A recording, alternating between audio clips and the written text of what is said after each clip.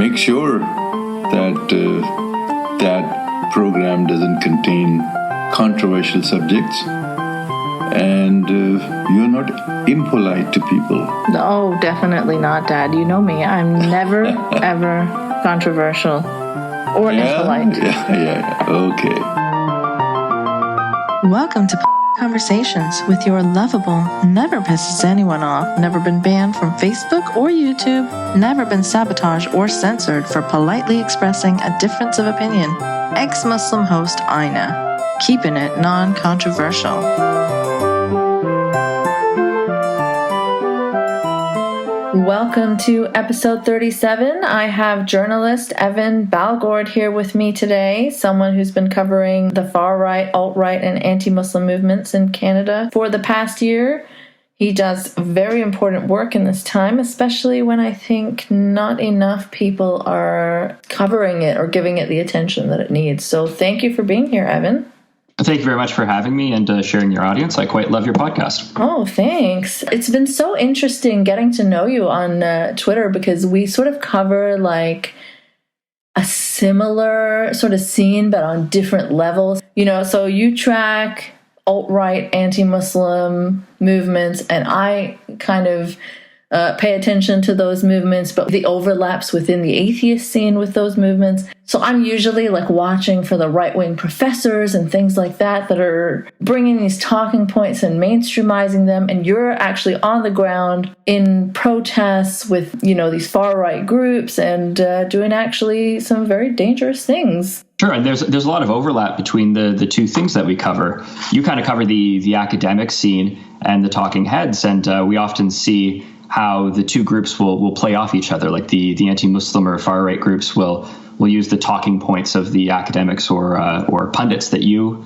follow. Mm-hmm. And then often there will also be events where they overlap, where they'll want to give a panel or a talk or something, and then anti-fascist and anti-racist activists might want to shut it down, or some of these extreme Muslim groups or individuals might actually end up being like audience members at some of those conversations. There's a lot of overlap between what we do. Yeah, definitely. So can you just like tell me a bit more about your adventures in this world? Like what's it like to be on the ground at these protests? What's your experience with Antifa like? I mean, that's been a big thing that everyone's talking about nowadays. What do you make of people's perceptions of it versus what you see on the ground? Sure. So, I mean, let me give an example of kind of what happens when I go to one of these rallies or demonstrations. So there will be a coalition of anti-Muslim groups. There's usually at least a half dozen in any given city when there's going to be a large event.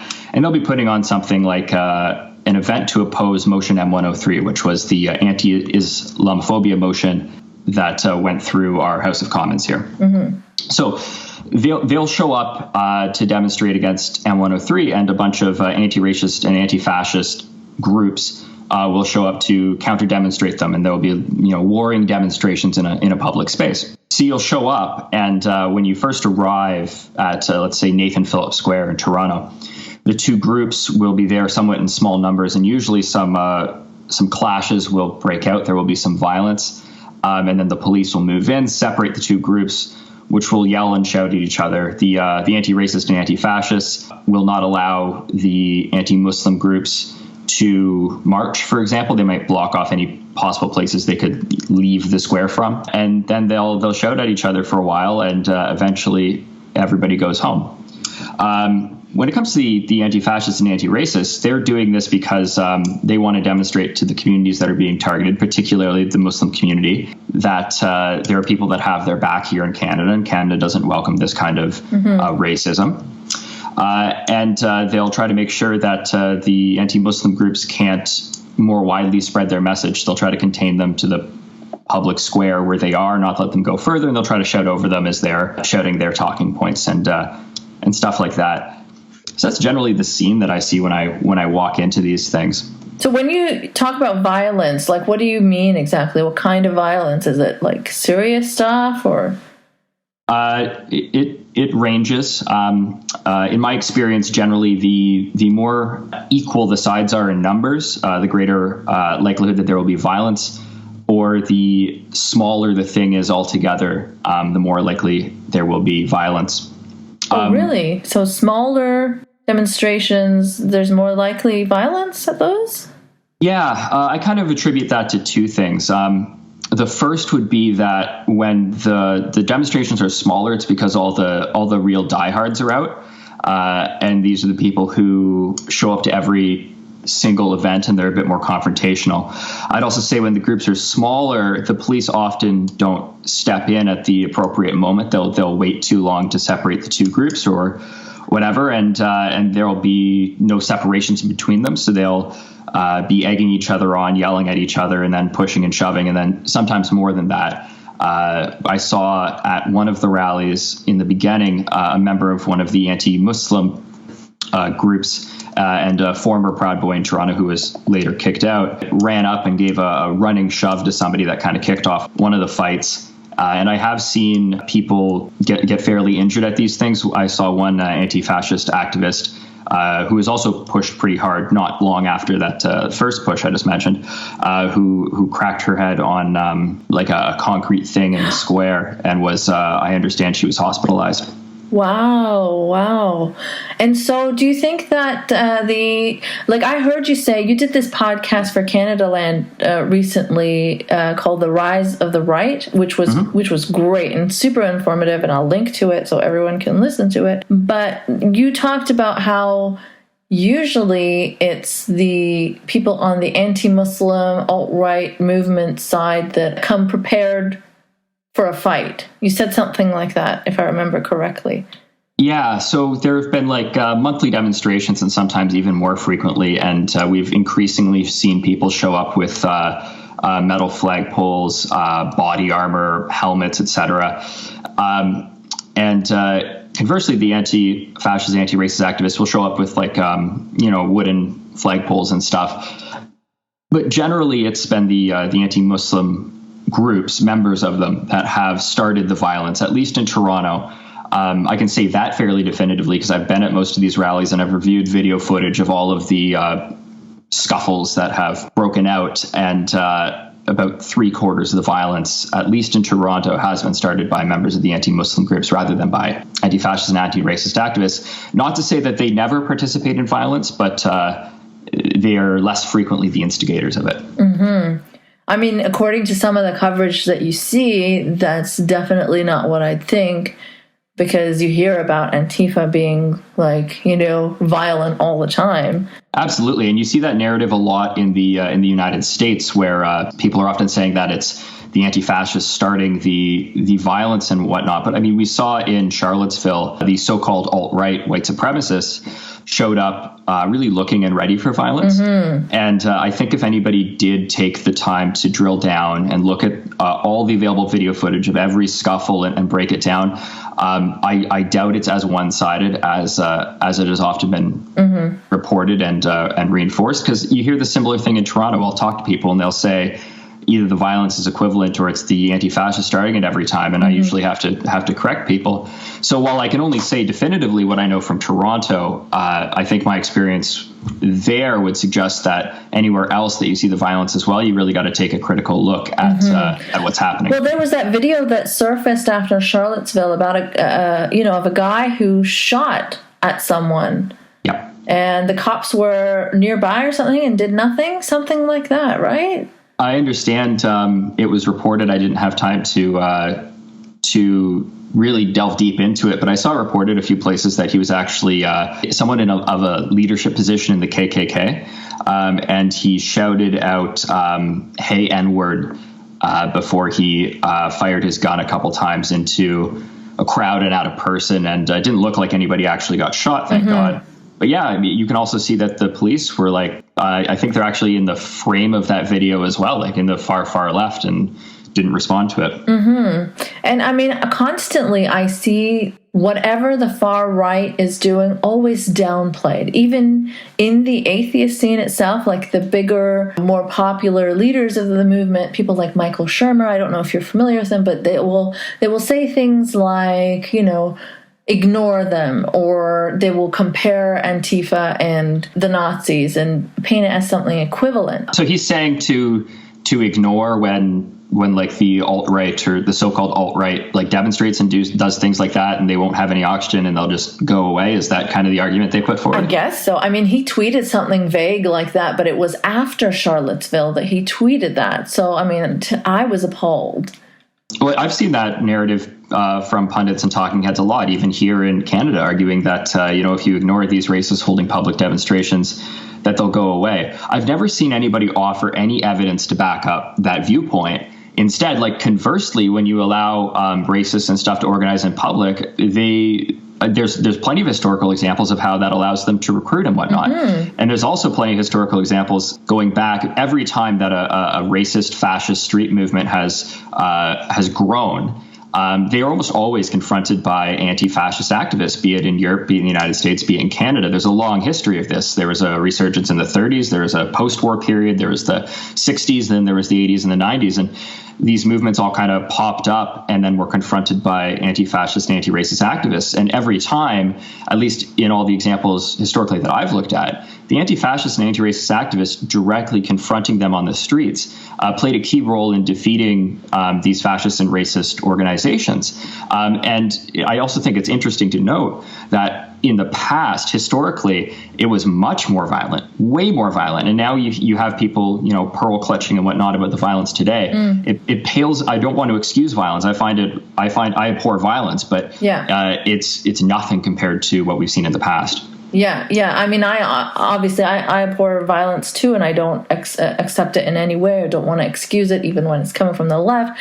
But what really frustrates me is this hyper exaggeration, even from people who claim to be like centrists or even leftists themselves. They claim to be leftists, but they're always downplaying stuff on the far right and saying it's not that bad. It's just fringe. It's this, and then exaggerating every one incident from the left. And I'm just so sick and tired of that. Yeah, let's break out something though for a second. I mean, anti-fascist groups, coalitions, etc. It's an autonomous movement comprising dozens of groups. Yeah. It's organized more in cells than any kind of big umbrella organization. That's what I understand from the States. I know that for sure in Canada.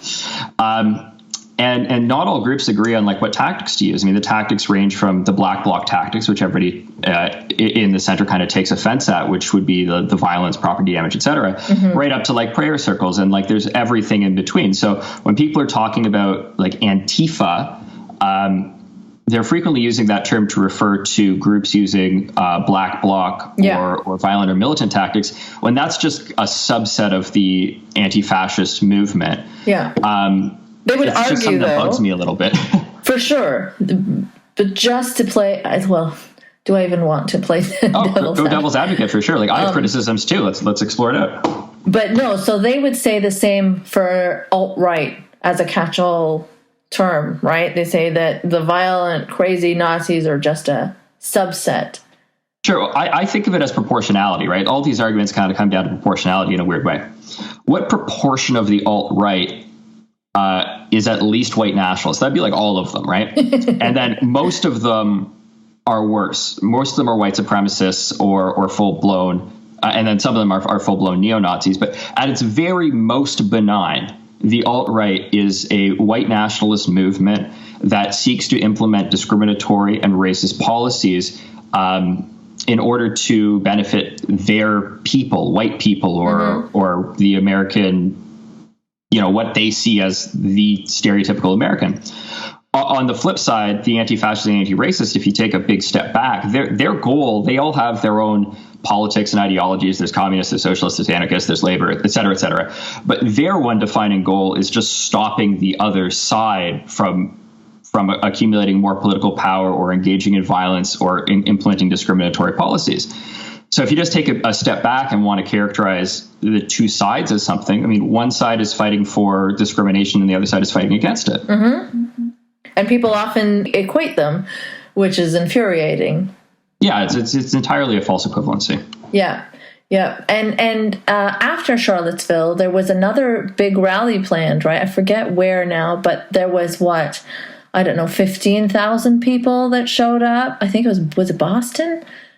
I thought the big next thing I saw was Berkeley, but to be fair, I've been doing a lot of writing lately and haven't followed enough American news. Oh, okay. So there was like something like 15,000 people that showed up to protest against it versus like 100 white supremacists that were there. Was this the Boston thing where they called it a free speech thing and then they were all hiding inside of a gazebo? Yes, this is it. Yeah. Yes, I did see that. And we saw actually something really similar happen in Vancouver following the Charlottesville event. I remember hearing about that. Yeah. There was a really small organization.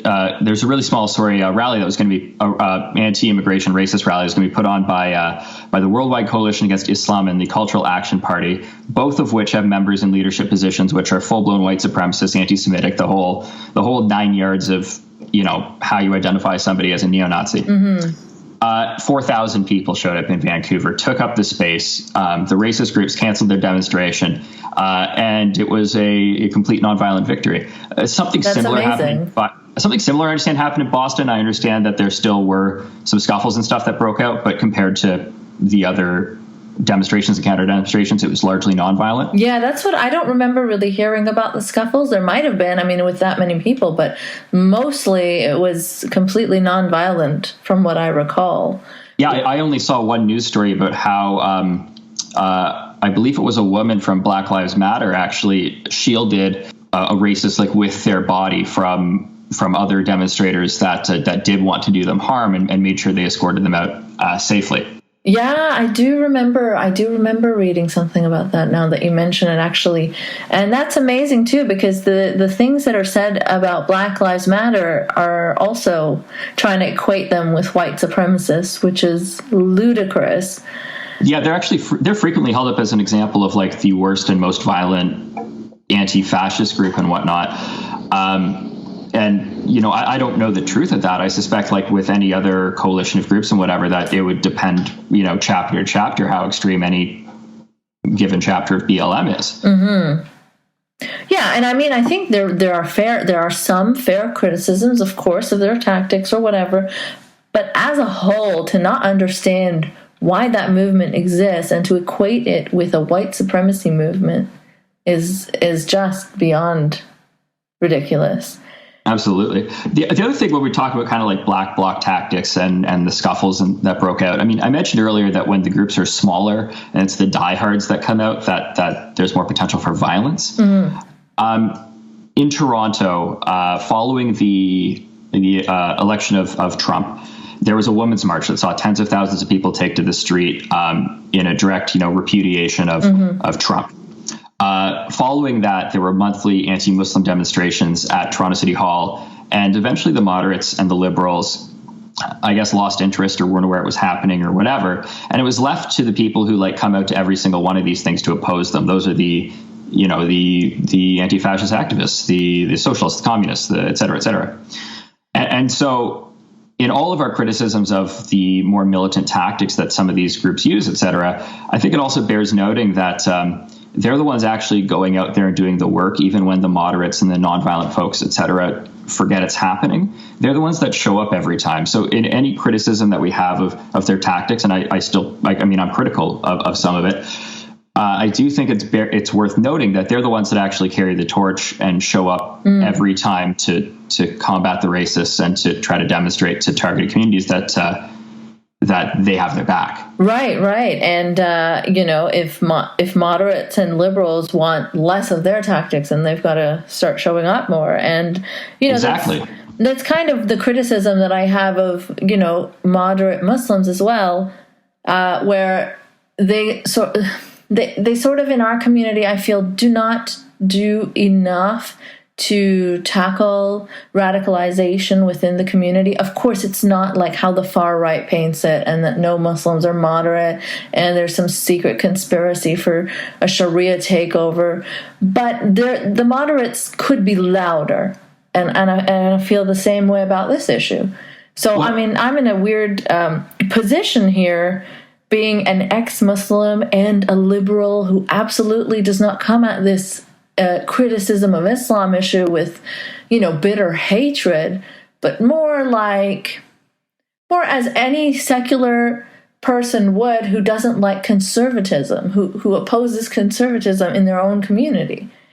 Well, one thing that organizers in the Muslim community shared with me was that very frequently they try to deal with these issues within their. I mean, you'll know better than I will, so I'll just tell you what I've been told. They say that frequently they try to deal with these issues within their own community. They try to sanction or censor speakers that they know are going to say awful anti-Semitic stuff or whatever, or try not to give them a platform or remove them as soon as they hear something, or when it comes to issues of radicalization, they very frequently cooperate with the police and with CSIS, and it's just never made into a media issue. CSIS doesn't publicize how many Muslims come to them to report stuff and help out. So the rest of Canada, and I guess the rest of the world, kind of gets this impression that they aren't speaking out about radicalization and radicals in their midst, when instead they're kind of trying to do it quietly without drawing too much media attention, because they're already heavily scrutinized by the media and criticized by far-right pundits and stuff like that. And they just don't want to draw any more, I guess, negative attention at a time that they're already under threat. And even when they're not doing anything that's criticism worthy, there are fake stories being put out. Oh, my God. You know? Yeah. So, did you see the one about the Texas mosque? Yes, that was a guy from Toronto, right? Who's never been to Texas.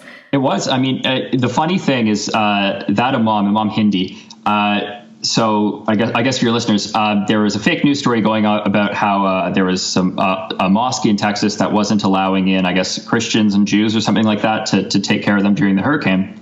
And they used a photo of an imam here from Toronto. And the funny thing is that, he had like 200 Twitter followers before this whole thing. And then he just basically wrote a tweet saying, like, I've never been to Texas. Yeah. And now he has like thousands of Twitter followers. He was retweeted by J.K. Rowling and a bunch of other people. And it was just a great and funny repudiation of fake news. But I don't understand what they hope to achieve. Like, don't they know that with the internet soon they'll be found out to be spreading fake stories? Or do they not care? They just want to cause panic and chaos in the moment? They have like a disclaimer on their site that says like, oh, this is satire, but if like people take it seriously, like, oh, we don't mind, or like some bullshit like that.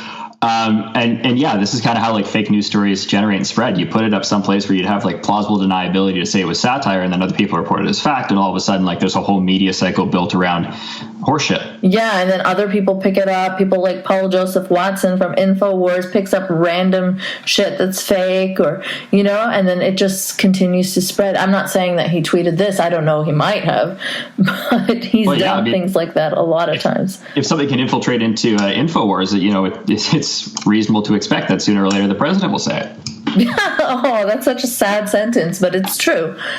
It's true. But going back to, the fact that, yes, Muslims definitely do a lot more than people talk about in the media, especially, after the Manchester attacks. There was a lot of action and marches and things like that, and people were still complaining that the moderate Muslims don't stand up. And when they do stand up, they get like these racist slurs thrown at them, and still, people screaming that we don't want your Sharia law. Whether they're trying to stand in solidarity with the victims or whatever they're doing, they're accused of spreading Sharia law. But at the same time, there are things like, so I wrote a children's book that was about a gay uncle set in Pakistan, and I deliberately did not mention religion, and it was picked up by some of the school boards and read out at assemblies for Pink Day. And then there was this huge outrage. Even like school trustees that were Muslim were getting involved. ISNA, Islamic Society of North America, wrote this piece, this blog post that said, the school boards bullied the parents into having to teach their kids about homosexuality. And, people framed it as some Islamophobic attack, and this is a misrepresentation of our culture. People wanted to sue schools. So, I mean, there are things like that the community is pretty bad at. Whenever someone's trying to take a step forward and, do something more inclusive, they're shut down. What do you think are like some positive solutions to that? Like what should the community be doing, do you think? Well, I think that when a community has more conservative voices representing it, then the liberal voices and the moderate voices will be drowned out. So we're outnumbered anyways. But what doesn't help at all is when the school boards will side with the Muslim right on certain things. So when they say, oh, well, teaching about inclusivity and anti-homophobia is Islamophobic, then the school board backs off and says, okay, we won't touch this. It completely works with their updated, sex ed curriculum, which also was a problem. Yeah. Well, one thing that I've seen, and I want to say quickly, though, I'm excluding the National Council of Canadian Muslims from this, but I have heard that other Muslim organizations in Canada are still kind of like a quote, like an old boys club, where it's first kind of generation immigrants. It's very much organized and done in the style of where they came from, very patriarchal. Mm-hmm. So I'm wondering if maybe this is a generational thing. Maybe when the next generation kind of gets into leadership roles in the community and in its institutions, and more women get there, that maybe some of this will get better? It undoubtedly will. And you also see more and more people fighting for LGBT rights and women's rights and things like that from within the community. But there's still some institutionalized things that it's hard to question those, like segregation in mosques. And now they've become a far right issue because they're sort of hijacked by people who hate Muslims to use as a sledgehammer against Muslims. So people from within who actually want to challenge these things are now silenced. Yes, but I see, though, when people are saying that Islam, or all Muslims are anti-female or misogynistic or whatever. I mean, those criticisms, the people that I see it coming from, I don't see them trying to empower or support, Muslim women. I see them using it to say, if you let the Muslims take over and impose Sharia law, our white women will have to be hijabis. Exactly. So they never offer solutions. Their goal they don't really care about Muslim women, even though they pretend to.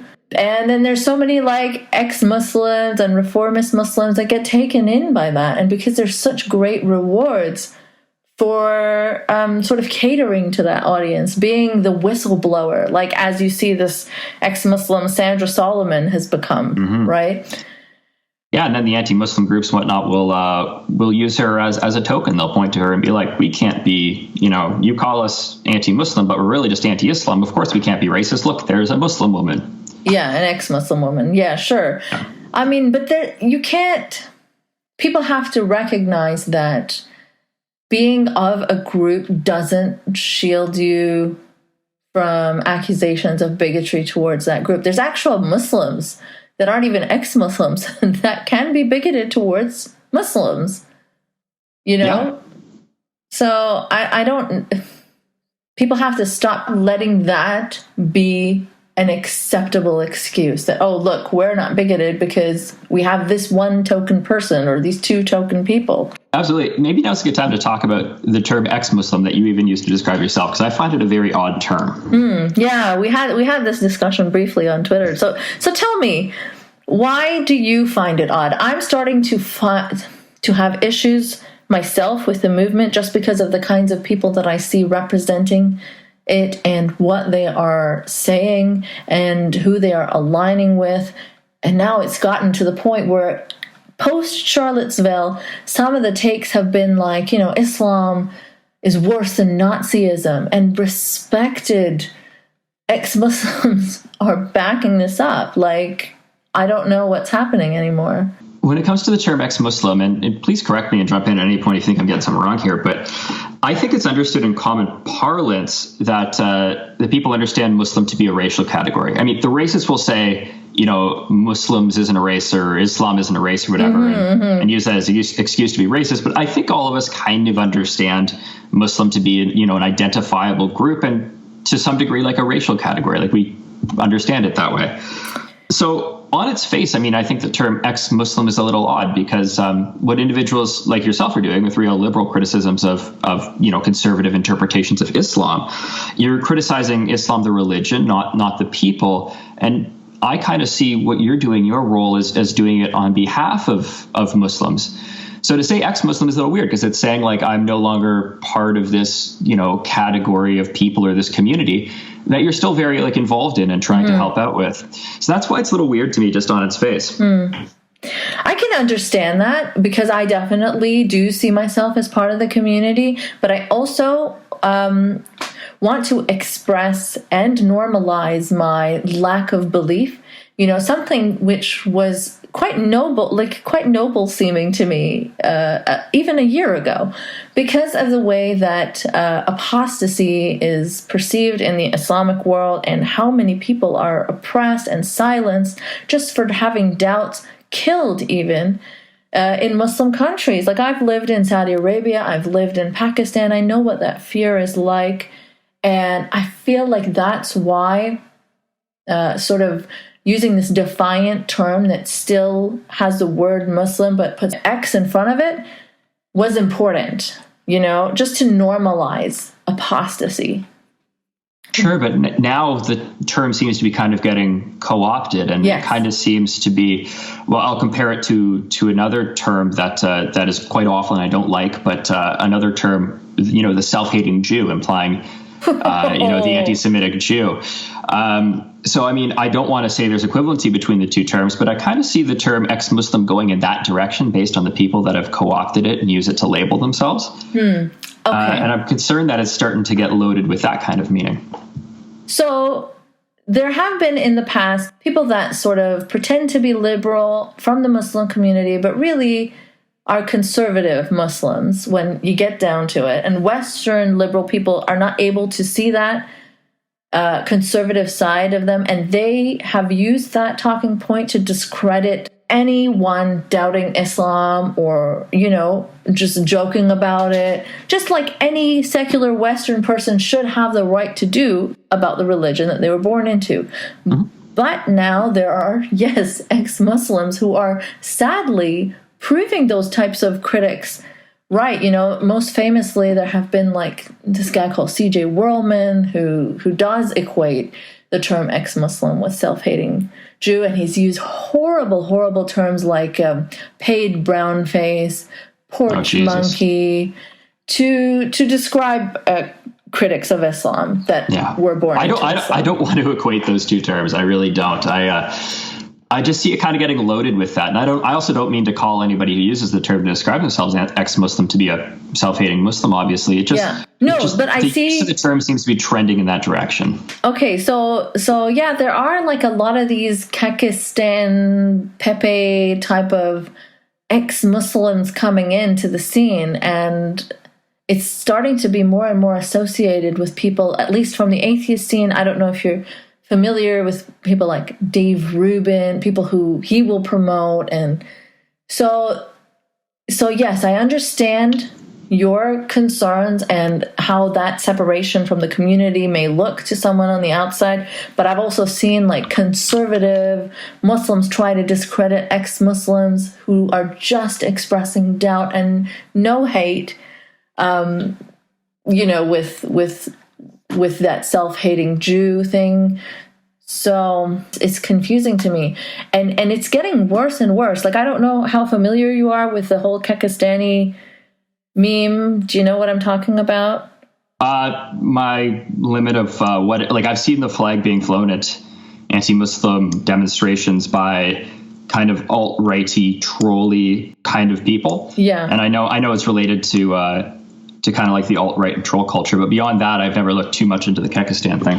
Yeah, I mean, it's they claim that it was like a parody of the alt-right, but it got so quickly co-opted by the alt-right and used by, proud neo-Nazis that it's a very unsuccessful parody if they intended to make fun of Nazis. They did a poor job by taking a Nazi flag and just changing the color on it and using a bunch of Pepe symbols and making silly jokes. And we've seen how good the alt-right and the white nationalists and supremacist stuff are at co-opting things almost immediately. Exactly. And also this whole idea that it's just a joke. I mean, there's a bunch of alt-right people that say that about everything, right? Their thing is plausible deniability. So everything is just a joke. And why are you idiot normies, taking it seriously? You know what I mean? But it's not really a joke. It's like, they're in the alt-right movement. A lot of them might be pretty, internet savvy, part of the Chan cultures, etc. Like, there's also a ton of people in the so-called alt-right white nationalist, white supremacist movement that don't get the irony. Like they saw 4chan try to make like the OK symbol like supposed to mean white supremacy, but then make fun of the media for thinking it meant white supremacy, etc. That went right over their fucking heads, and they started just using it as a white supremacy symbol. So you see, when actual white supremacists are using the OK symbol as a white supremacy indicator, then they get the plausible deniability too. They do, but it's also not so funny that the media is buying into it because actual white supremacists are using it, just like the milk cup and whatever else they try to use. Yeah, so when it comes to like online and arguments about satire, you just don't get it and stuff like that. No, I just dismiss all that. It's very simple. Like if you're making some kind of meme or cultural thing to say like, oh, this is going to make us look racist, but it's all a joke. Yeah. No, you're just racist. Like no, like I've had enough of all the satire and stuff like that. It's not funny. Yeah.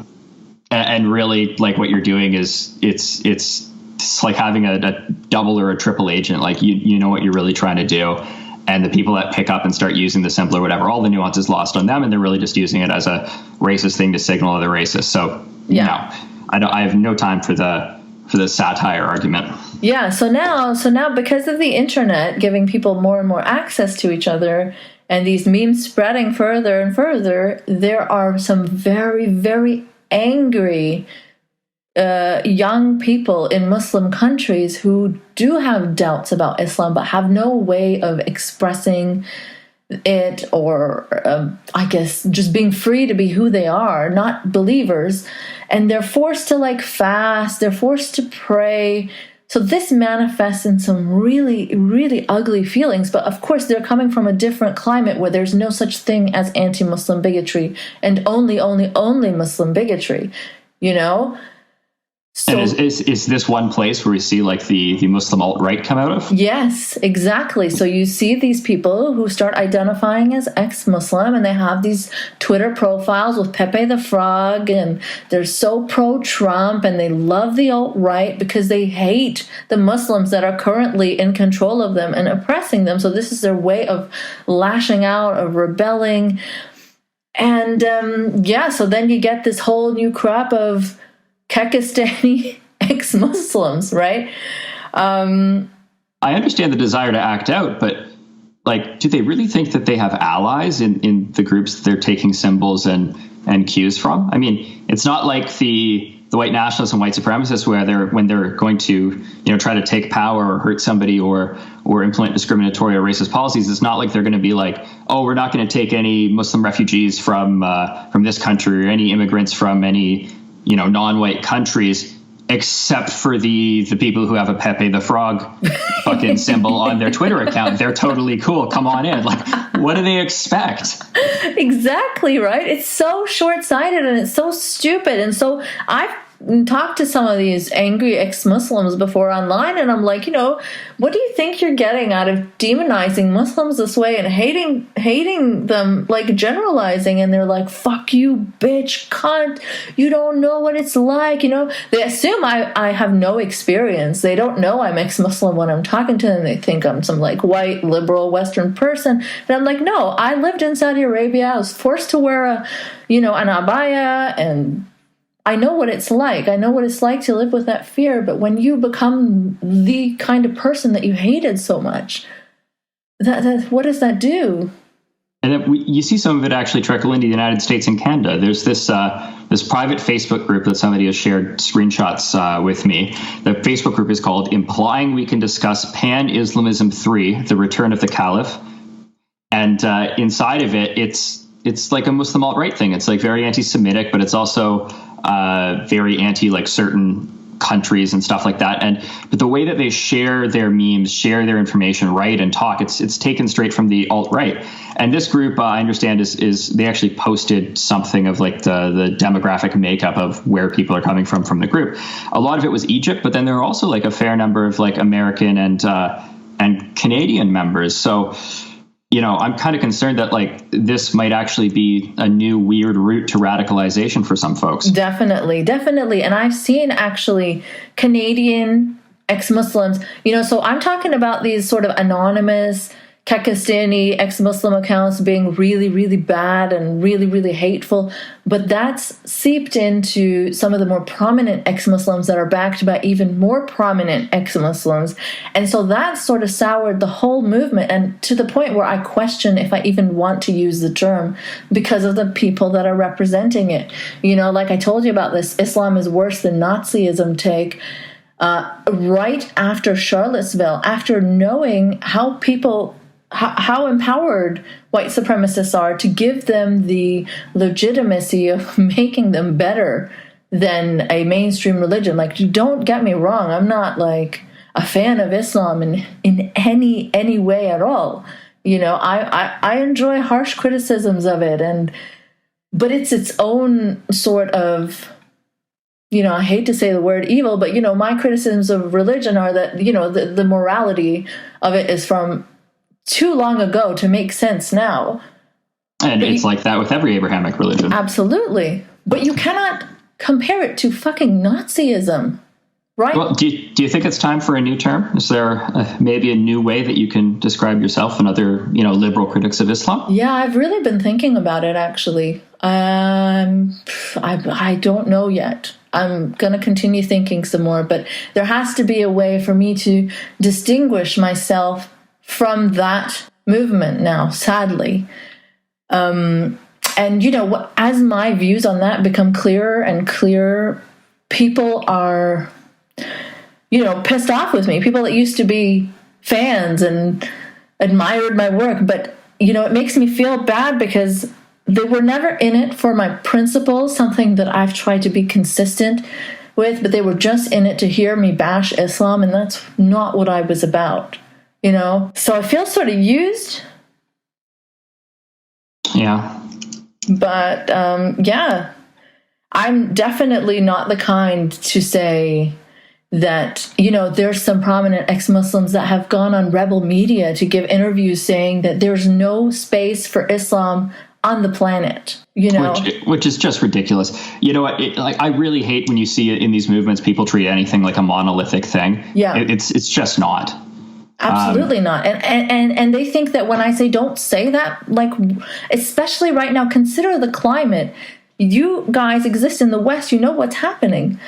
And then they're like, oh yeah, well, what about the climate in Saudi Arabia? You know, I'm like, but clearly you cannot say the same thing with the same harshness in every media outlet. Like, you cannot go to an anti-Semitic outlet and talk about your criticisms of, you know, Judaism.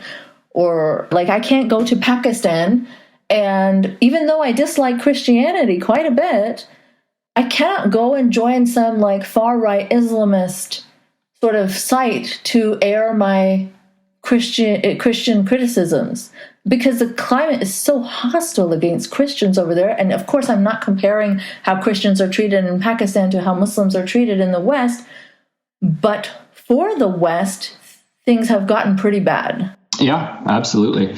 The one thing that I see held in common by a lot of people in the far right or anti-Muslim movements or whatnot is they are kind of blind to the context of the country that they're in. So, like, explain that out. It's like they view it as a global struggle.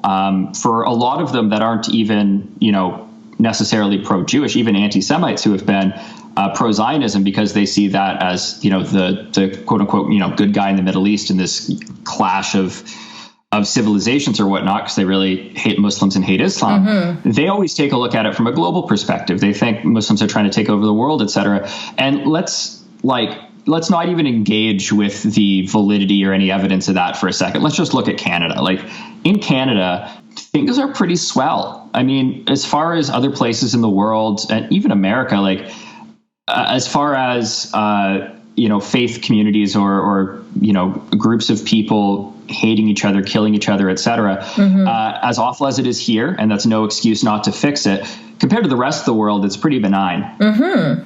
Definitely. But then they look and take all their examples for what's happening in the rest of the world while being totally blind to the context of, you know, we are on the other side of the world where, there are very good Muslim and Jewish organizations, et cetera, that do very good and positive things, and they're not out hugely promoting hate against each other or anything like that. You'll find like the odd isolated example, but generally like the communities get along well, but they're importing their hate and their justifications from elsewhere in the world. Mm-hmm. Yeah, that's so true. And that's what I mean when prominent ex-Muslims will say, well, what about the global context? You can't stop saying the truth no matter where in the world you are. Well, I think that you can certainly phrase your same points differently according to the audience, right? Absolutely. Rebel media is not the place to go with your Islam has no place on the planet bullshit. Well, yeah, I mean, like you're looking at all like the global awfulness, and then you're saying, well, we can't, have it here, or using that as justification for some really hateful stuff here. What I think these groups are actually doing is importing some of that racial hatred that they're apparently trying to, keep out of the country or whatever. Like by being so hateful and importing all the justification, I mean, they're really inflaming what are the like racial tensions in Canada that like don't. Yeah. Like they exist, but you don't need to pour, gasoline on them. Yeah, well, and you'll see that often ex-Muslims who have this sort of rage and desire to go on rebel media or, won't support Islamic reform movements and think that we should just argue for the eradication of the religion and deconvert everyone or whatever solution they have in mind, they come from some fairly traumatic backgrounds. They were raised under very harsh religious parents or something, and they have experienced legitimate abuse or trauma. They used to be radical. So I feel like they project that radical sort of extreme attitude into their quote unquote secularism as well. I don't even feel it's fully secular when you're being so non-inclusive to someone's peaceful beliefs. Yeah, and as much as what a lot of what is happening, a lot of what they're saying and doing is awful and has terrible and negative repercussions, I do think it's also possible to have empathy for these people. Of course, yeah, but a lot of people don't make it easy for me because they'll directly attack me for being the cuck. The cuck ex-Muslim. Oh, jeez, yeah. Well, they haven't used those words, but, people have implied, like, I'm doing taqiyya or, bullshit like that. Like, because ex-Muslims are supposed to exist to sort of confirm this viewpoint, right? That is the sole purpose of an ex-Muslim's existence, it seems. Not to battle the right-wing movements wherever they may crop up, whether it's inside Islam or not inside Islam. They want me to totally shut up about my criticisms of, disturbingly right-wing and far-right pandering atheists. And I don't think that you're going to. No, that's actually why I got myself out of religion, because I don't shut up that easily.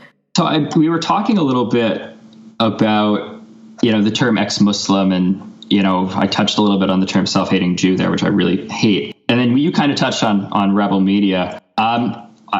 I want to talk about rebel media a little bit. I mean, they platform some extremely anti-Muslim viewpoints, straight up white supremacists and like neo-Nazis, especially if you look back to like 2016 before these people were as widely known.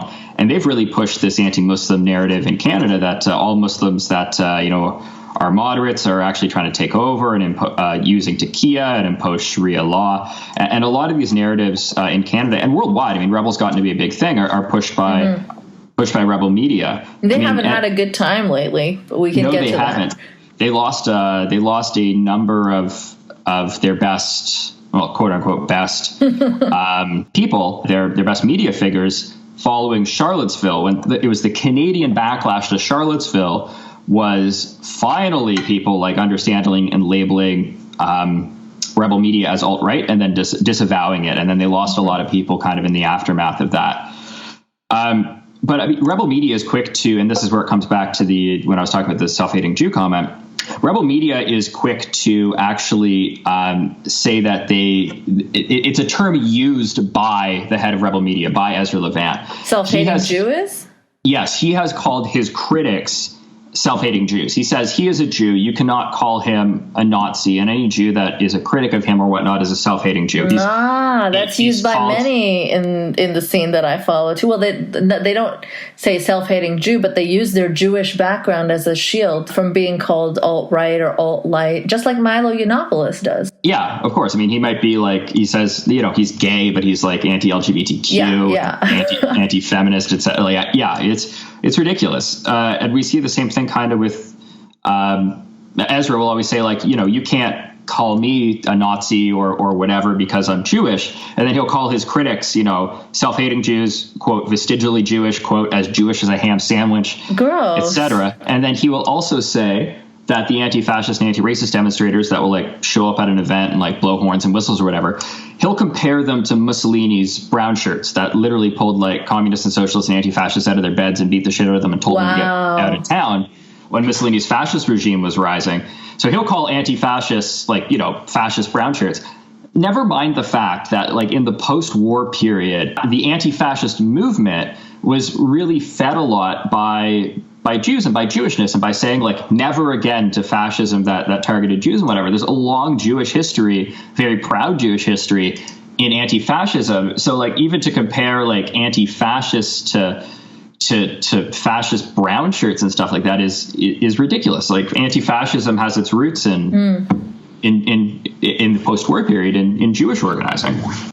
Yeah. That's something that just bugs me a little bit. And then, of course, the Rebel media will give a platform to Faith Goldie, who went on to say that, the alt-right manifesto that was posted just before Charlottesville, which dealt with the JQ or Jewish question, which for white supremacists and white nationalists basically means, do Jews count as white people? Yeah, yeah. And she was saying that platform was well thought out. She referred to like the JQ several times just as the JQ. So like if you knew what she was talking about. If you didn't know what she was talking about. And she said some worse things about Jews, like just flat out as well. It's funny that she tried to like distance herself when David Duke retweeted Faith Goldie. She was like, "Fuck off," or "Don't do that," or like, why? I love it. I love it when far right people have to say like when the neo-Nazis and stuff like that really love what they're saying and are just like, "That's great, I'm going to retweet that," or whatever. They have to be like, "Whoa, I don't like Nazis. I just say a ton of things that they really like, but I don't like them back." It's like, it's one-sided here. But I don't understand why she doesn't. Like, if you are entertaining the JQ and think, Jewish people are whatever, I forget what her words were, but I remember them being very disgusting. You're going on the Daily Stormer. Why don't you like David Duke? Is it just like he's bad PR, or? I couldn't tell you what's inside Faith Goldie or any of these people's heads because, frankly, they confuse me, and I think it would be a very scary and twisted place to visit for a day.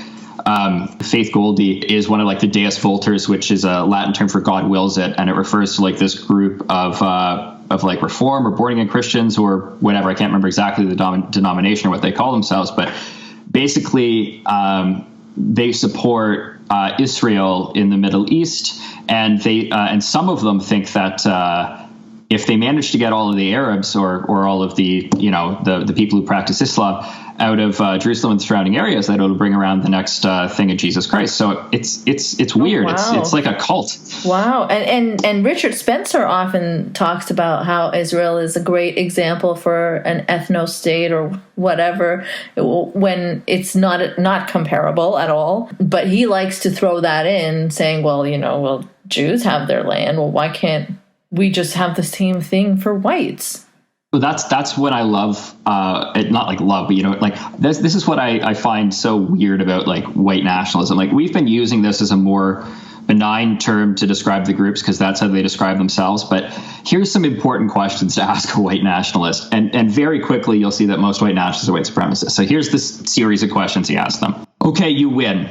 And you say that there is, a white genocide going on. White birth rates are falling. We're taking in a bunch of immigrants from places that aren't white, et cetera. So, like, what do you do? And you ask them, like, their policy solutions to create their white ethno-state. Very frequently, you'll get answers like, ending immigration. Okay, that's great. But, like, white birth rates are still negative.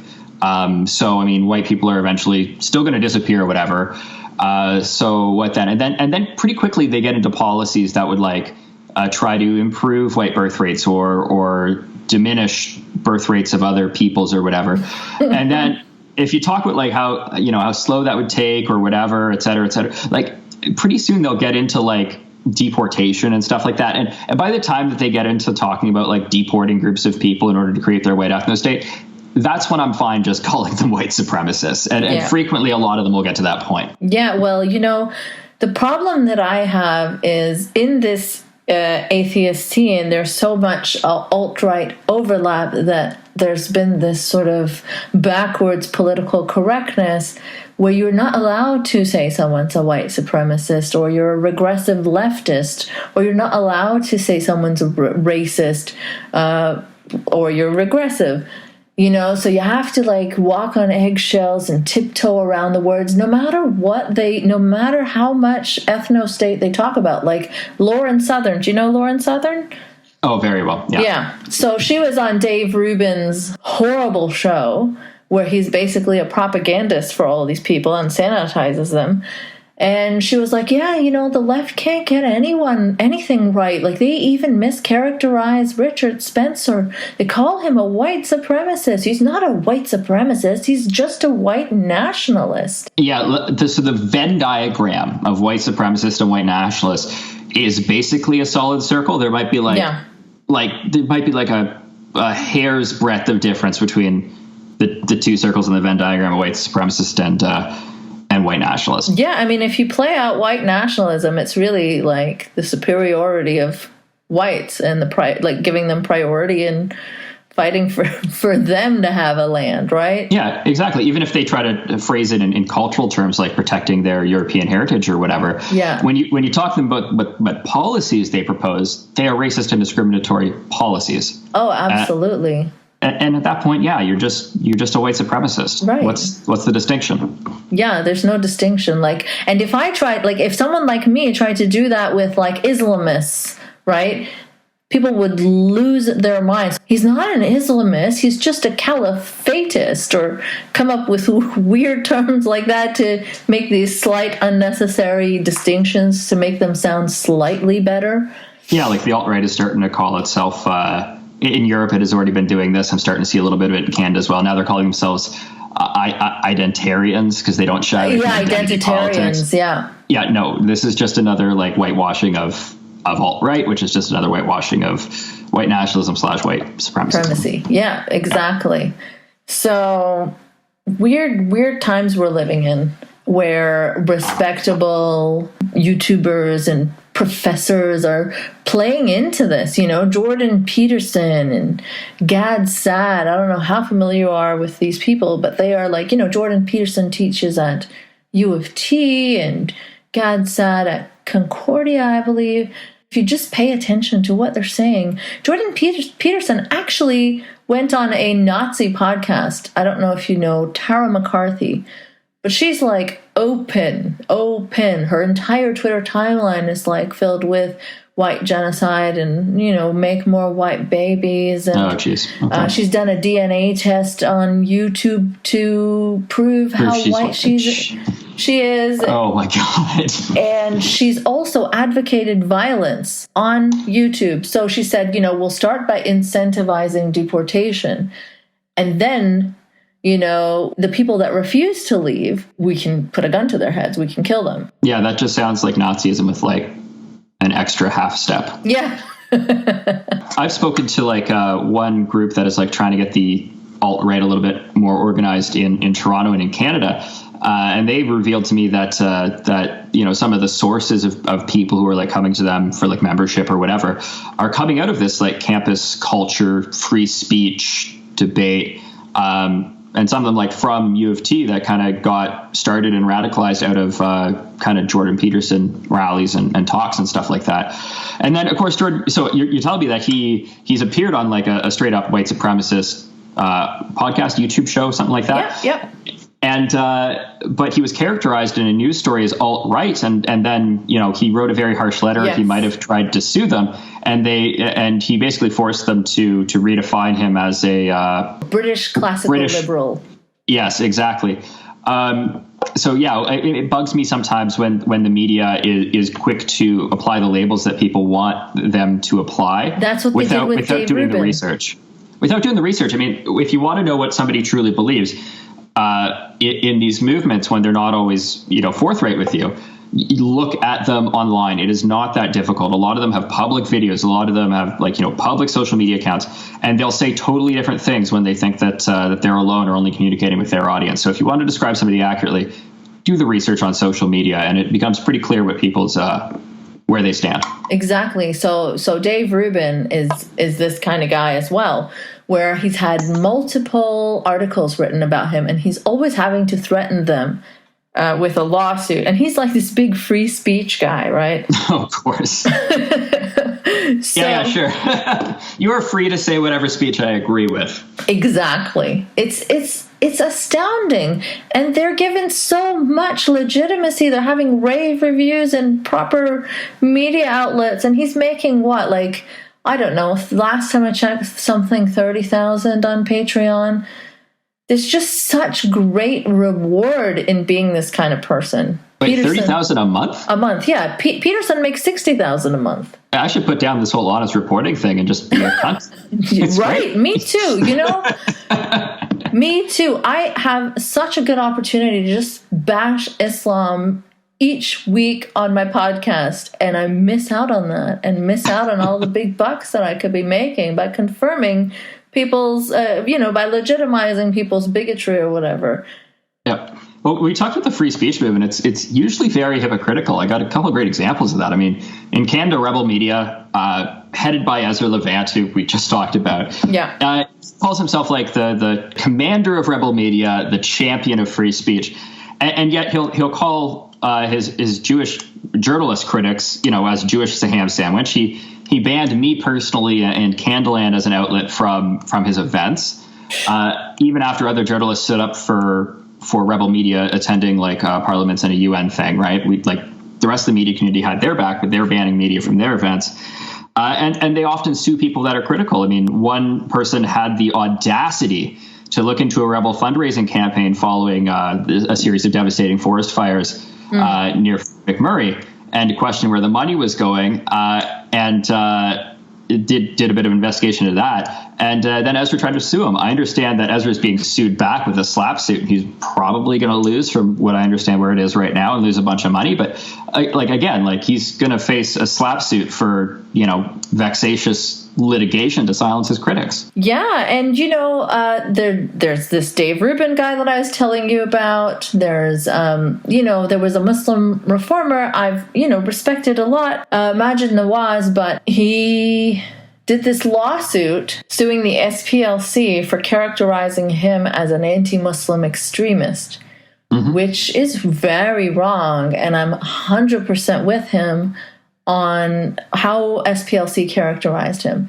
But this is their opinion of him, right? And Majid himself has, he's been upset that Richard Spencer's account was taken down off of Twitter, or Milo's. And he stood up for these people and said that, the speech that we don't like is the speech that we should protect. And then Majid has this thing pinned to he had this thing, I think he's reworded it now, he had it pinned to his Twitter, talking about how this lawsuit, wants to set a precedent for people who throw around the word racist and Nazi. And now tell me, that's not going to chill free speech? That sounds like the argument of what I call free speech absolutists, where they really have and maybe correctly, I'm not actually all that terribly critical of free speech absolutists, but they believe in free speech irrespective of the consequences of that speech. If it's consistent. Yeah, and they'll say things like, we're protecting, the right today because we see their views being silenced, and, we don't want any erosion of civil liberties or of free speech because, tomorrow the left will be that marginalized group. It's weird that the free speech community thinks that it's the right that is being marginalized and having their speech censored. Both sides, I don't like using that term, both sides, but both the anti-fascist, marginalized communities, racialized people, etc., would say that, look at Fox News, look at all the major news outlets, look at the fact that there's a president in the United States that is alt-right. They would say, this is we've had the least platform now than ever being represented in institutions and in the media and et cetera. And the far extreme right has a whole series of YouTube stars. It has podcasts. It has, books, prominent media personalities that all get way more traction than the marginalized communities, racialized communities, leftists, et cetera, do. And yet the right claims that it's their views that are being censored and stuff because a bunch of university students call and complain that the university shouldn't hold a panel conversation. And so now that is a justification on balance whose views are being silenced. And so I find it weird that the free speech community comes down so hard on protecting extreme right-wing views and actually agrees that they're the ones being the most silenced. Because, I mean, I think any rational and look at it on balance, that's just not true. Right. I mean, and say when the president does something like, forbid certain press outlets from having access to him, or thing with the EPA, or, says on Twitter that he wants to put people who burn the flag in jail. Yeah, where are their complaints then? They're so silent on that stuff. So silent. And I sometimes wonder, too, if it's not because the bastion of the free speech argument really does occur in universities. A lot of the free speech organizations, campus groups, et cetera, exist in universities, and a lot of the free speech organizations, et cetera, have strong links to university stuff, et cetera. I wonder if it's just that their scope at what they're looking at, what they pay the most attention to is university stuff, where maybe that is actually a place where right-wing views aren't very popular and are censored by other students and stuff like that. And they're not actually taking a broad enough look at what's actually happening in this entire societal shift. But that's strange, right? When there's people in powerful government positions to not even look at that, and focus on college kids saying that white people shouldn't sell burritos or some dumb stuff that most liberals would roll their eyes at anyways. I don't have an explanation for it. That was my devil's argument. Maybe the free speech organizations are overlooking things. Yeah, I mean, yeah, it's strange. I mean, generally, I would say I know a great number of free speech advocates who are also free speech absolutists that I might not entirely agree on their interpretation of free speech and stuff like that. But they are principled people and not racist. Yeah. I have also seen examples of when alt-right type folks have infiltrated these organizations. There's a great example of there's a YouTube channel that does only has a small number of episodes, and it focuses on platforming people with somewhat odious views and having open and honest debate and whatever. And they shared with me that when they were filming one episode, they were doing an issue on Omer Khatter. And the camera guy who had originally signed up for them because he was super pro free speech, et cetera, he didn't like what they were saying about Omer Khatter. He thought it was too left leaning and let him off the hook and stuff like that. And so he refused to give them the tape for a while so that they could put it up. And they cut him loose or fired him or whatever, and eventually did get the tape back. But that's a great example of how the free speech stuff is getting infiltrated, and people are using free speech to really talk about protecting the speech that they like rather than protecting everybody's speech. Well, and then there's the ACLU, right, who has defended all sorts of people. And they're very consistent, but they once tweeted something in praise of Linda Sarsour or something, and people like Dave Rubin tweeted out, stop sending them money or defund the ACLU. And it's are you serious? You're a free speech guy? Sorry, free speech advocate said defund the ACLU? Yeah, he said stop giving them money, no more money for them. I forget the exact words, but yeah, and it was retweeted by a lot of so-called free speech absolutists. Fair enough. I don't know too much about this Dave Rubin guy, but he sounds like an idiot. He is a very rich idiot. Yes, it's appalling, and you should check him out, because that's what you need to be ready to combat. There aren't enough people calling this stuff out because they're not aware. I feel like the atheist scene is this microcosm of all this icky stuff that eventually comes out into the mainstream. We were aware of, Alex Jones, the alt-right, Richard Spencer, so much before this stuff was being talked about, because I think that criticism of Islam can, I guess, lead into certain doorways, right? Some of them fine, secular, liberal, some of them disturbing and alt-right. Yep. So we get to know about these people, and it's frustrating that nobody's really covering them, or if they are covering them, then the journalists get bullied by Dave Rubin saying, don't you dare call me that, Someone had written something like he profits off the alt-right, and he demonstrably does. There's just no question about it. That's what his show is based on, promoting these people and sanitizing their views and making them seem like normal people. Yep. But they kind of exist in the litigious United States. And I imagine that a lot of their critics don't have the the financial backing to deal even with frivolous lawsuits. Yeah, I mean, but they are from like large publications. Oh, so even large media companies are kind of getting slapped around by them? Yeah. Because he'll send like so many tweets and so many followers after them. And listen, I got a lot of criticism of the media as well, but I really hate spineless papers and spineless journalism. The best stories, I've been told by several senior journalists that I respect, the best stories are the one where everybody has their sphincter shut clenched real tight as it goes to print, because they know everything's bulletproof, but there's a good chance the person's going to hate it enough to sue them anyways. Yeah. I'm extremely, extremely careful about how I characterize it. But as soon as somebody, in their own words, has shared views which are best characterized like white supremacist or something, I'm not going to call them less than that, even if they describe themselves as less than that. If I have examples of them in their own words doing whatever, then I'm gonna call them, and I'm gonna cite their stuff. And sooner or later, I'm sure I'm gonna catch a lawsuit for doing this.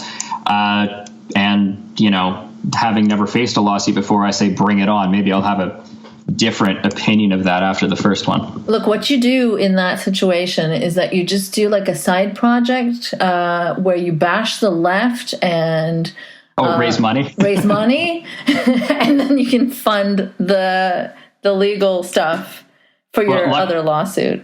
Luckily, slap suits have just been very much opened up in Canada, so any kind of vexatious kind of stuff, like what's being used against Ezra right now. So we have a bit more protection about that here than they do in the States. Mm-hmm. So just to finish things off, earlier you touched on going to M103 demonstrations. If you could just talk about what that is and how it's been used in. So I will characterize M103 as a clusterfuck. So what happened was. And this isn't going to be, this is a quick and best understanding I have of it. So M103 was a motion which condemned forms of Islamophobia and basically asked the government to figure out ways how to combat Islamophobia, just like the government has a mandate to figure out ways to deal with other forms of racism and whatnot. Very similar to motions that have been passed previously, like motions condemning anti-Semitism, etc. So what's the purpose, though? I understand it has no impact on the law or freedom of speech. It has two purposes. So first, it sends a signal to the community that the government has their back. It's both if you want to be cynical, a vote getting thing, and if you want to be less cynical, an act of goodwill. Mm-hmm. The second thing would be, I understand from some people I've spoken with that have a better understanding of how the internal workings of the federal government work. It kind of unshackles bureaucrats and stuff to just kind of get the wheels turning on, including Islamophobia as a form of racism and talking about how to confront it with policy and et cetera, all kind of internal bureaucratic working stuff. So it was put forward by MP Iqra Khalid of the Liberal Party, mm-hmm. And it used the word, though, Islamophobia. Yeah, I'm not a fan of the word. I'm not either. What everybody understood it to meant was anti-Muslim bigotry, but they used the word Islamophobia, and that became a problem because that became something that the conservatives and other critics latched onto to say you're criminalizing, not true, but you're criminalizing the criticism of a religion. Mm-hmm. So and I understand there's a ton of difficulties in how this all plays out, but they didn't change the text of that to just read anti-Muslim bigotry or something. At that point, it would have been difficult to do procedurally. Also, kind of hearts were hardened on this. It was a do or die motion thing. And it passed. But through that entire process, to put it in context, this wasn't long after the election of Donald Trump, which gave a lot of anger and energy to the Canadian anti-Muslim movement that really hadn't come out physically anywhere yet, though. They weren't physically organizing. They weren't taking up public space. They existed online. Some of online groups started up, et cetera. Lots of anger and racism in the online Canadian sphere following the election of President Trump. Then this M103 debate happened. So M103 became a lightning rod, and people started physically organizing around it. Mm. Whether that would have happened without M103, I don't know. But what I can say is that M103 became a lightning rod. And it was when the movement went from largely being an online anti-Muslim, alt-right-ish kind of movement to taking physical form when they started coming out to physically demonstrate against M103. So the responsibility, like there is some responsibility for what happened on like the entire political system, especially on media outlets like Rebel Media and et cetera, which really flogged this motion and kind of got the organizing like kind of started when they held a big anti-M103 rally in February. That really kickstarted a lot of this in a big way. But also the political parties really dropped the ball here. I mean, unintentionally, let's give them the benefit of the doubt, unintentionally, they really breathed life into this anti-Muslim movement, trying to do the exact opposite. And that's what often towards the Muslim community.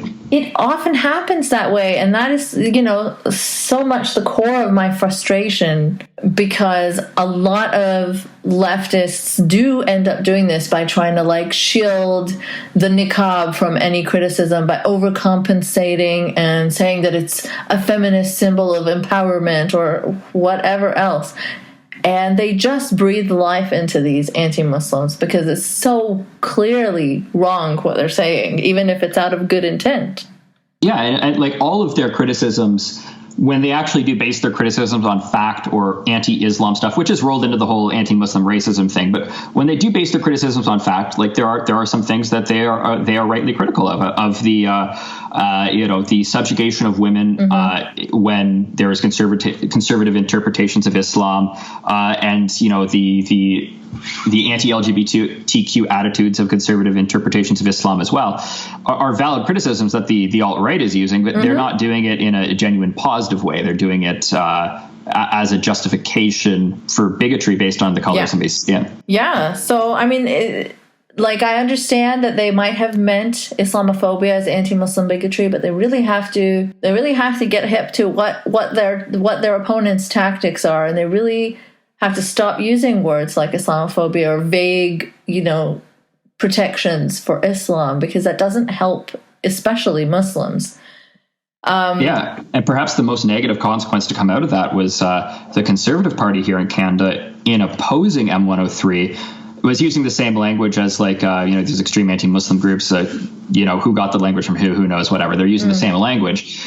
And it really made the anti-Muslim groups and that movement feel like the Conservative Party has their back. Yeah, that's definitely not good. No, I mean, it's bad for the Conservatives because, well, first of all, it's bad for them to do. They should be a bit more cognizant of what they're doing, and if they're intentionally dog whistling, well, that's just small e evil. And if they're doing it unintentionally, well, smarten up and explicitly disavow these anti-Muslim groups, etc. Yeah. But yeah, I mean, it has the potential to hurt them going into the next election as well. So I'm hoping that they'll smarten up, disavow these groups, and these groups will realize that, none at that point, the groups would realize that, none of the Canadian political parties actually like us. Yeah, that would be good.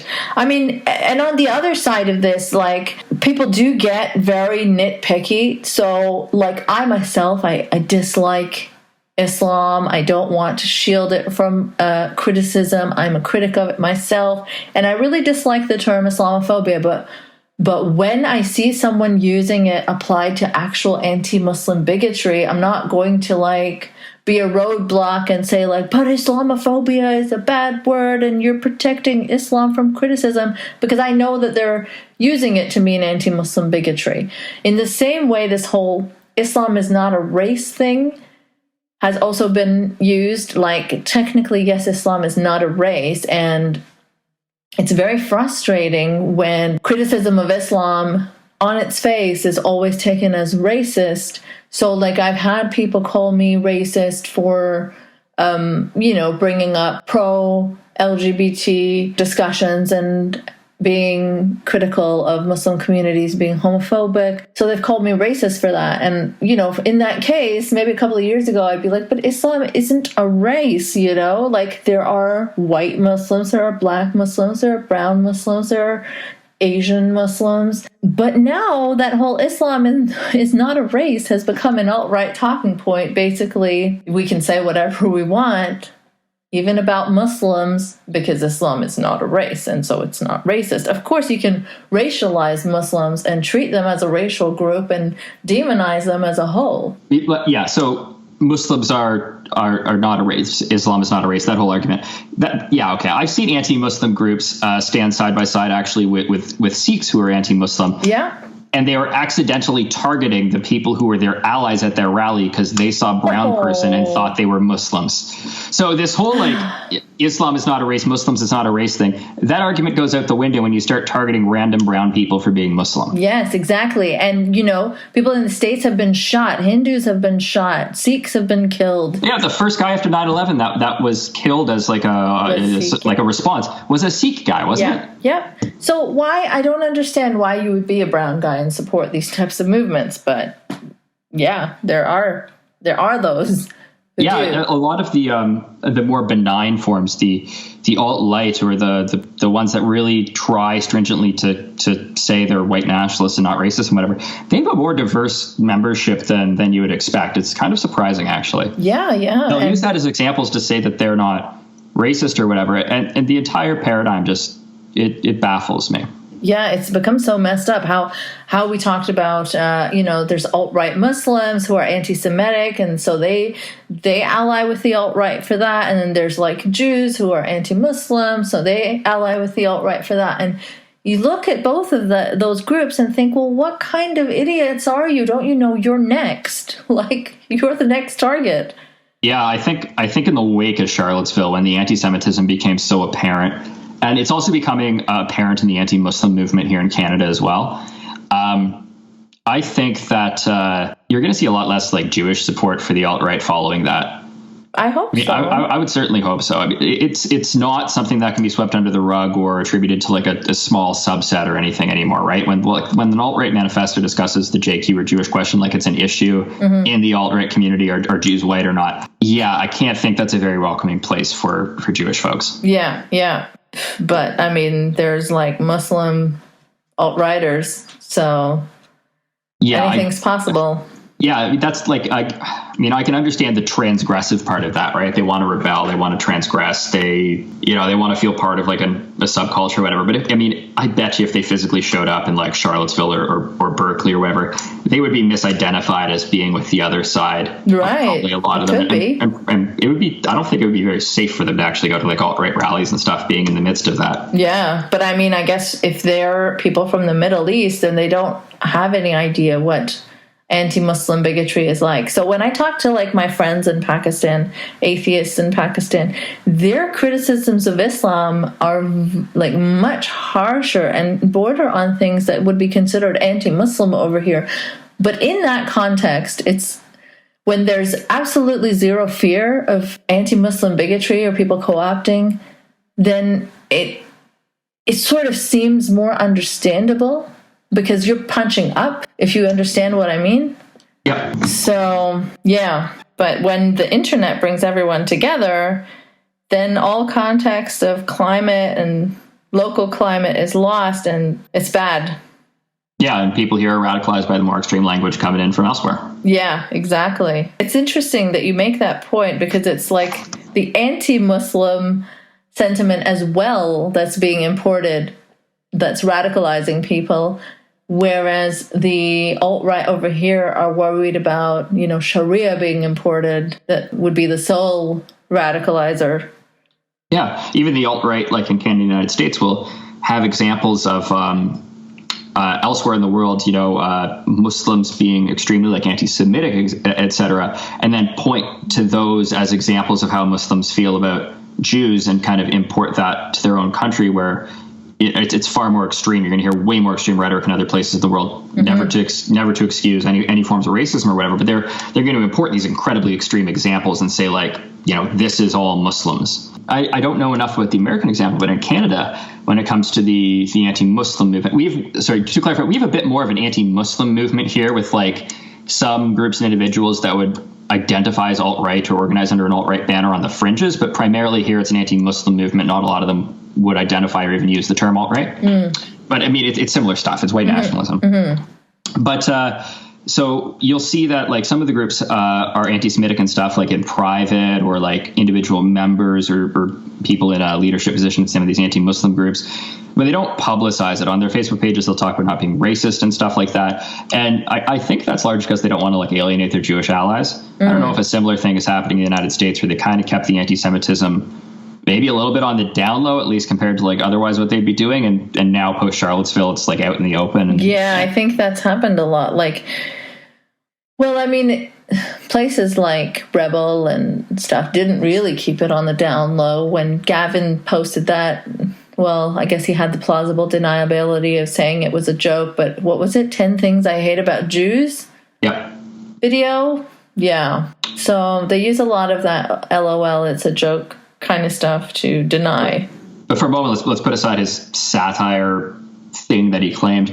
There's like other places where he has like, repeated talking points of how like the Jews committed more genocide than the Nazis and Stalin and stuff like that, which are all like recognized like anti-Semitic talking points.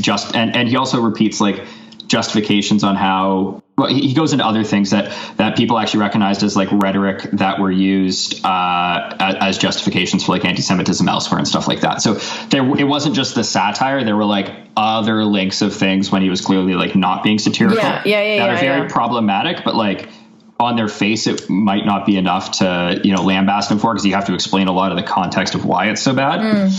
But yeah, I mean, it wasn't just that. Well, yeah, so it's just like kind of like how when Milo got caught out for this pro-child abuse stance that he had, where he went to Hollywood parties and he saw people having sex with very, very, very, very young boys. And, he was saying this as if it was some cool, edgy party, and he did nothing about it. And when caught saying that, Milo was all like, oh, but no, I meant, young boys as in 19-year-olds are called young boys in the gay scene. And he tried to, bullshit his way out of it. But if you look at the other things he said, he's talked about, how age of consent is a regressive concept, and he's talking about like boys as young as 13 or 15, like specific numbers. When you put it all together, it looks real bad. Yeah. So, and that's kind of like the work that people have to do when they look at these folks, because there is a real effort to try to hide your true motivations. Yeah. If you look at like the Chans and some of the places where the alt-right have their own conversations, they'll talk openly, well, not like semi-openly, about like disinformation campaigns, about rebranding, about new tactics to not look so extreme, and also them distancing themselves from the more extreme factions, right? People think that because this one person has called out the alt-right, now they're all of a sudden great and not bigoted. But I mean, Faith Goldie tries to disassociate from David Duke, and there's like so many varying degrees to this. In Canada, Ezra Levant was just like, yeah, the Rebel isn't alt-right because we're not racist, et cetera, et cetera. So he kind of tried to redefine what the alt-right is, first off. But then he also said that the Rebel wasn't alt-right. And everybody rightly smashed him for it. Because it's like, yeah, you're not the alt-right. You just repeat their talking points, put them up, give them a platform. You have hosts which are obviously extremely sympathetic to them. Yeah. And you are an extremely anti-Muslim, anti-Islam news site. Yeah, sure, you're not alt-right. Yeah, exactly. So like the guy that the ex-Muslim that I told you about, who went on Rebel to say Islam doesn't have a place on this planet, he went to some like racist rally and tried to like make a YouTube video where he's talking to like extreme bigoted people and telling them to, I guess, tone down the rhetoric. And, he got so much praise for it because, look, there's this one thing he did that's like, oh, look, he was denouncing the way worse guys. Meanwhile, he's on Rebel saying things like Islam doesn't belong on the planet in a very, very, very anti-Muslim climate. So, I mean, just denouncing someone like way worse doesn't really get you off the hook for doing things like that. Yeah, when somebody says like Islam shouldn't exist on the planet, how the fuck do you propose to implement that? like, are you going to say that Muslims in a given country or whatever, like them practicing their religion is now illegal, or they're going to redefine it as a political ideology instead of a religion or whatever and now make it illegal? Well, you've just taken away in Canada, like your charter right, in America, whatever the equivalent right is. They would never own up to that, though. You try to press. Yeah, like, what do you propose? You say Islam doesn't have a place in the world. How do you propose to, like, what's your solution? Well, basically, I guess what they would say is, like, you work for making more disbelievers. You don't do this, let them have their faith, or you don't do this, let's work towards reforming Islam and improving Islam, because Islam is itself so bad that you only work towards creating disbelievers. Fight for the truth. Yeah, good luck with that. Yeah, exactly. Good luck telling a group of people that, like, they can't practice their religion. I mean, like, look, when religious groups have been persecuted across the world, their religion has been banned, they've been murdering for practicing it, etc. They still hide menorahs and crosses and whatever, like, under a floorboard and practice their religion. So, like, what's your solution in like, you can rationally debate them out of it, of course, because... Oh, yeah. Yeah, totally. You can rationally debate somebody out of, a deeply held personal belief. Yeah, maybe like, I don't know, let's even say a crazy high number, maybe 15 times out of 100. Who knows? Maybe people are super rational. But no. No, exactly. And so then they'll point to those 15 times and see, it works, right? Yeah, that's not a good strategy. And all the meanwhile, it's like, let's not alienate the far right, but let's tell these Muslims that their religion does not belong on the planet. And let's say it on a far right media outlet. Yeah, by the way, like the alt-right and whatever, I spoke with an expert in de-radicalization within the Muslim community here in Canada. He was actually an informant on a terrorism case years back. He does consulting work with like CSIS here. This is not Mobeen something, is it? Mobeen Sheikh, yeah. Oh gosh, yeah. He tells me though that I know he's somewhat of a polarizing figure, but he has a really great point in analysis where he says that well, first off, the alt-right movement, the white supremacy movements that are happening right now, operate the way they operate online and stuff like that is indistinguishable from ISIS and other terror cells. And he also says that it's terrorists' like greatest gift. I mean, you have a bunch of people being obvious about their hateful views on the street. Yeah, that is going to radicalize Muslims and other folks at home. Of course, yeah. When they have a recruitment tool like to point at and say, look at that, they hate us, so join us. And it's funny that the people who refuse to acknowledge that say, oh, well, look at your high opinion of Muslims, they're so easily radicalized. They're the ones that keep saying, well, don't call people Nazis because they'll be radicalized by simple use of the word.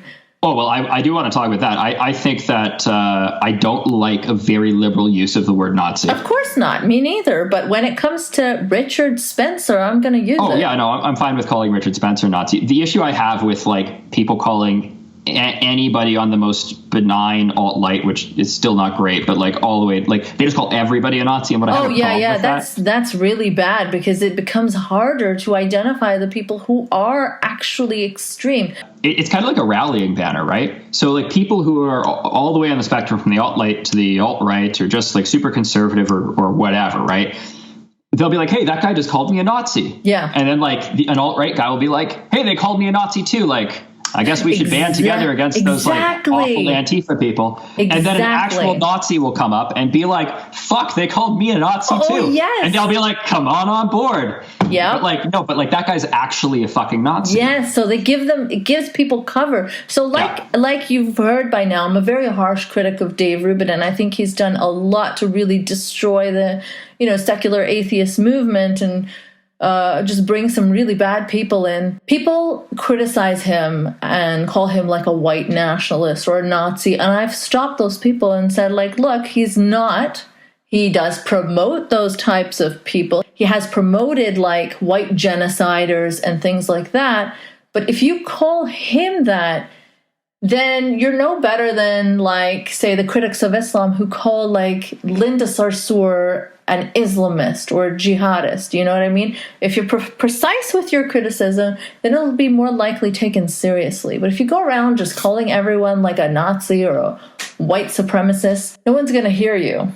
Yep, you have to look into the etymology of the groups, where they came from, where they take inspiration from, what they say amongst themselves, what they say in social media. Look at the Facebook profiles of their leaders, etc. And that's the only way to correctly identify people. And that's what the media should be doing. Don't ask how do you identify yourself. Start there, sure. Yes, exactly. But then do your research. Exactly. So then when I talk about this reverse backwards PC is when we have people all the time fighting to not call Richard Spencer a Nazi, or say that the people in Charlottesville should not have been called Nazis. The ones holding torches yelling Sieg Heil as they march past the synagogue. Yeah, yes. You can call them Nazis. No, but they say no. Dave Rubin himself says that Nazis do not exist out of 1940s Nazi Germany. Look, I get how watered down the term is, but if somebody's yelling Sieg Heil, carrying a torch, and marching past a synagogue, you can call them a Nazi. Right, exactly. So that's my frustration in between both these ends, you know what I mean? Yeah. So on that note, we've had a lovely and diverse, robust discussion. Yes, I've enjoyed this greatly. Yeah, me too. It was a very polite conversation. I try to keep it polite, even with people who accuse my family of being genocide supporters for no goddamn reason. But you did nothing of the sort. No.